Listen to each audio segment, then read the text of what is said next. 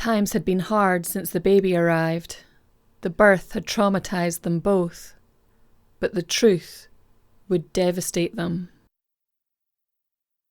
Hi, my name is Shar, and this is the And Other Stories podcast, where I tell stories of the supernatural and criminal, both real and fictional.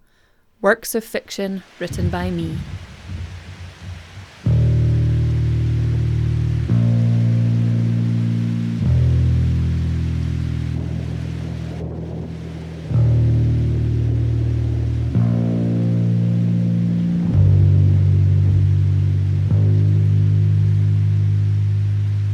Cherish every moment.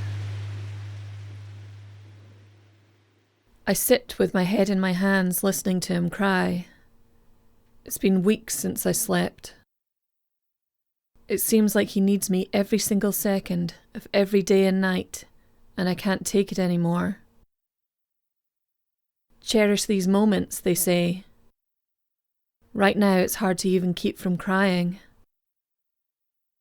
His cry gets louder and more urgent, but still I can't move. My mind wanders to the front door.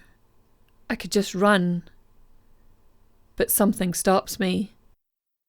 I physically feel it barring me from the door. It takes all my effort to raise myself from the floor and walk slowly to the baby's room. It wasn't supposed to be like this. I wasn't supposed to do this alone. We had made everything so perfect for him. It was pure bliss. My husband and I chose everything together. We smiled over soft blankets and tiny baby grows. For hours he had laid his head on my belly, listening and feeling every movement. We had tried for so long to get pregnant, and the time finally came. It was finally our turn for happiness. It was just like a fairy tale. Right up until the birth.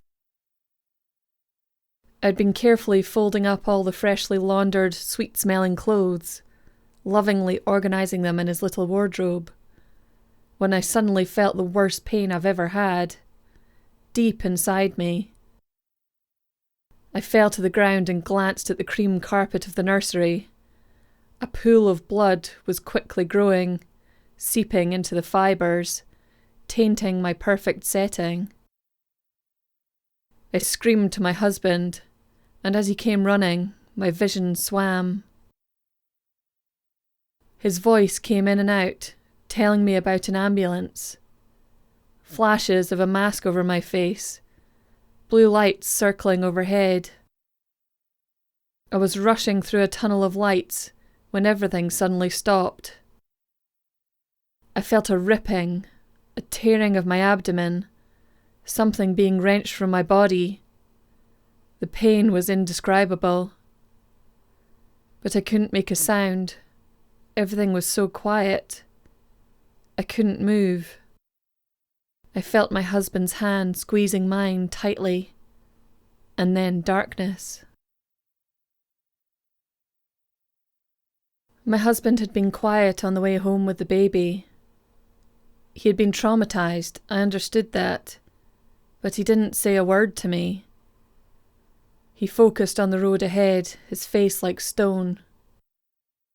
He watched as I laid the baby in his cot with a blank expression, his face pale. I tried to talk to him, to tell him it's fine, we're home now, everything will be fine. But he didn't care.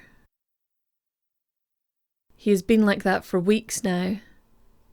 He sits in front of the television, beer in hand, every minute of the day. He sleeps there too. He ignores the baby every time he cries. It is just me, in pain, going to the baby, soothing him, then sitting on my own again. I can't take it anymore. And here he goes again. The baby is screaming. My husband isn't moving. I can't take it. I can't take it. Don't you hear him? Won't you go to him? Please! I can't do this anymore. Help me. Please! He sighs. I follow him as he stands up and walks to the nursery.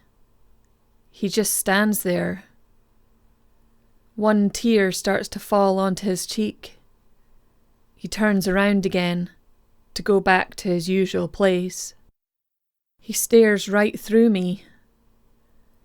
I go to touch his face, and my fingertips close on nothing, disappearing before they can hold him.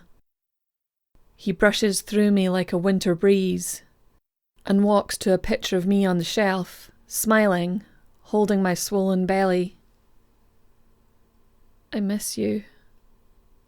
His voice breaks as he walks back down the stairs, leaving me alone with the baby once more. I pick him up and sink to the floor. The cot is gone now.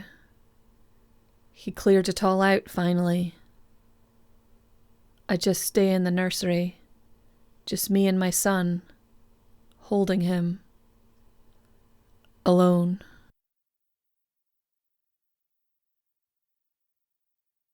Thank you for listening. I hope you liked it. My name is Shar, and this is the And Other Stories podcast. See you next time.